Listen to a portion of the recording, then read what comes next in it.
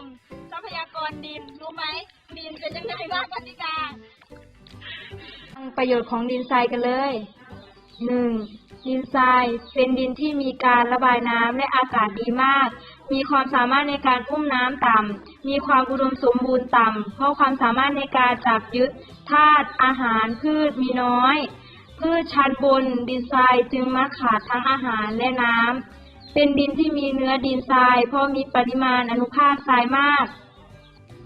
2. ดินร่วนเป็นดินที่มีเนื้อดินค่อนข้างละเอียดนุ่มมือยืดหยุ่นได้บ้างมีการระบายน้ำได้ดีปานกลางจัดเป็นเนื้อดินที่เหมาะสำหรับการเพาะปลูกในธรรมชาติมักไม่ค่อยพบ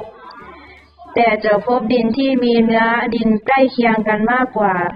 สีของดินจะทำให้เราทราบถึงความอุดมสมบูรณ์ปริมาณอินทรีย์วัตถุที่ปะปนอยู่และแปรสภาพเป็นฮิวมัสในดินทำให้สีของดินต่างกันถ้ามีฮิวมัสน้อยสีจะจางลงมีความอุดมสมบูรณ์น้อย 3. ดินเหนียวเป็นดินเนื้อละเอียดซึ่งมีคุณสมบัติทึบน้ำเหนียวเมื่อให้น้ำและปริมาตรที่เหมาะสม